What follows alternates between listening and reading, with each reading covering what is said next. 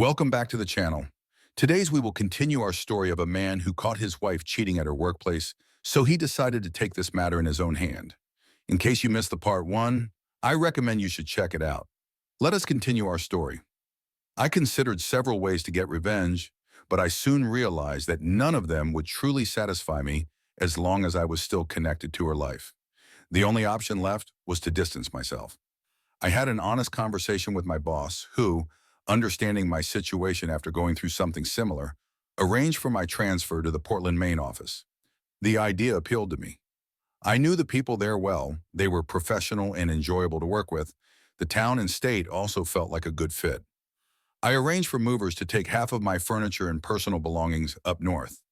I made sure my car was ready for the long drive and consulted a lawyer to start the divorce process. As far as finances went, Julia had her own insurance and retirement accounts, so I removed her name from all of my assets and made my daughters the beneficiaries. I signed over the house to her in exchange for no alimony, and she would keep her car but manage her own insurance. I decided to handle the bank accounts and credit cards closer to the end, keeping my intentions as discreet as possible from then on. I needed to reinforce my decision, so I called Julia to ask how her workshop was going and to express my love. I thought that hearing her lies would strengthen my resolve, and it did. She answered eagerly, professing her love, and then quickly rushing off to dinner. My investigator later confirmed that Matt was right there beside her, exchanging mocking glances. This only further solidified my decision. It was clear that she was treating the situation as a joke, which made me more confident in my path forward. From that point on, I switched to texting her, knowing I might not be able to control my emotions on the phone. I sent her updates on fishing trips, although I had actually sent Jake and his wife on them. They had a great time, and Jake's choice in a spouse had proven wise. I visited them before I left, and they promised to visit me in Portland. When the workshop was nearing its end, I wrapped up my final preparations. A friend who was a real estate agent gave me a for sale sign for the house, though I couldn't actually sell it without Julia's consent. She was unaware that I had already transferred ownership to her. When she returned, the sign would be the first thing she'd notice. I changed the locks on the house, making it feel less like home. I selected specific photos from her trip, including explicit images from the video taken beneath Matt's door, and compiled a report from the investigator. I left these items on the dining room table to ensure she knew I had uncovered the truth. Most of my belongings had already been moved by the movers, who were storing them for me, and I only took 2 suitcases, my briefcase, laptop, and guitar. The guitar was essential. I couldn't leave something so valuable behind. Even though Matt was involved with Julia, my guitar remained a symbol of what was truly important to me. I had planned to leave the next morning, knowing she wouldn't be home until later that night. But the night before I changed my mind. I wanted her to experience the pain immediately and have to sit with it until she returned. I sent her an email with 3 carefully chosen photos of her and Matt, alongside the words, "I divorce you, I divorce you, I divorce you." The first photo showed them nearly intimate on the dance floor, with Julia not wearing her engagement and wedding rings. The second image was of them entering his dorm room, hand in hand. The third was a screenshot from the dorm room video, clearly showing her face. I anticipated that the photos would tarnish her final romantic evening with Matt as they searched for cameras that had already been removed. I then turned off my phone, leaving the house, our family home, for the last time. It was filled with a blend of pain, uncertainty, and a strange sense of liberation. It was a difficult, unsettling moment, yet it felt like the beginning of something new. Julia, in essence, was no longer a part of my life. She had disappeared in a way I hadn't caused. The woman who resembled her was a stranger to me, someone I didn't recognize and didn't want to reconnect with. I was setting off on a fresh journey, not knowing where it would lead, but feeling that the weight of her deceit, betrayal, and belittlement had lifted, even if only temporarily. The cost was that half of my past life was no longer accessible. Though it was late, I couldn't stop thinking, so I drove 100 miles down a quiet highway before finding a hotel to stay the night. I wasn't looking for a chain hotel. I wanted something local and authentic. I eventually found a small diner and savored what could be my last plate of grits for a while.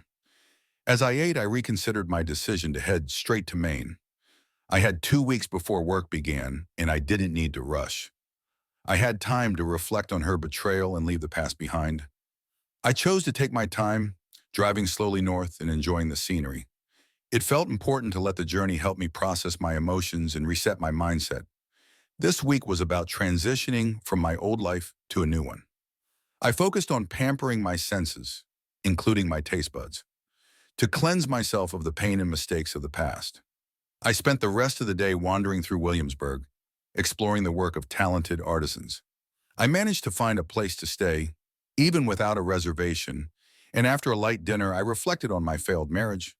By that time, Julia would likely be returning home, and I wondered how she would react to the for sale sign and the fact that the house no longer felt like home. The next day, I continued my journey north, driving through the small towns of northern Maryland and historic plantations along Virginia's rivers.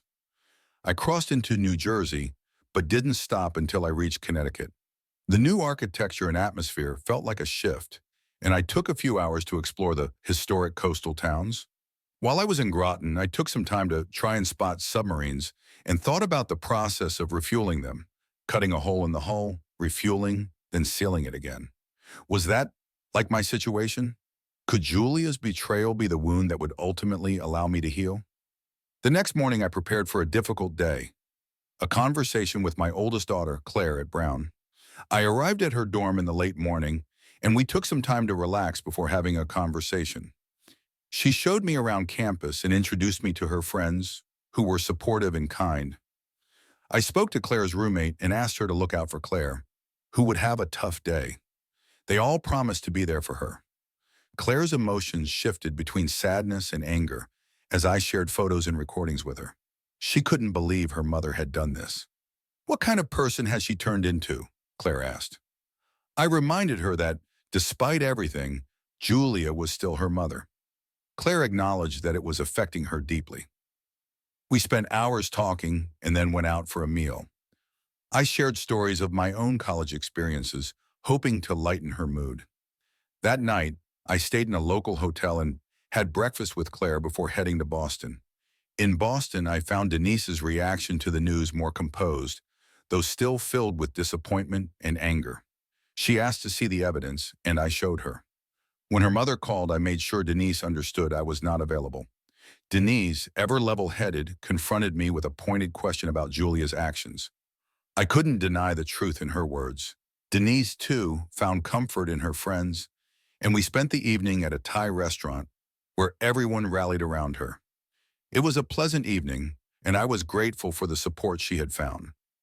The next morning, I continued my journey north, now just 2 hours from Portland. As I neared the city, I reflected on my daughters and how they had become such strong, principled women. I realized they would navigate the divorce better than I had anticipated, but the hardest part was leaving them behind, uncertain of when I'd see them again. After reaching Portsmouth, New Hampshire, I took a detour into the White Mountains, where I rode the Cog Railway up to Mount Washington. Standing at the summit, I felt a sense of rebirth. I had left behind the pain of my old life and was ready to embrace the future. The next day, I drove the final stretch into Portland. I made contact with my new boss, who welcomed me warmly, and I was introduced to the team. They were kind and supportive, offering me a fresh start. Later, we all went to Henry's house for a casual dinner, where I shared a bit about my journey, omitting the more painful details, but giving them enough to understand. I felt supported by the warmth and camaraderie of my new colleagues.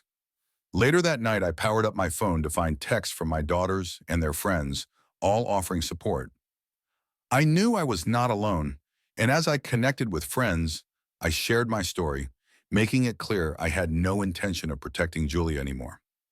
I sent them the same photos I had shared with her and reminded them that the truth was coming out, whether Julia liked it or not. The messages of love and support poured in, and I assured everyone I would keep in touch as I began this new chapter of my life. And that's the end of part 2 of this story. What do you guys think? Let me know in the comments.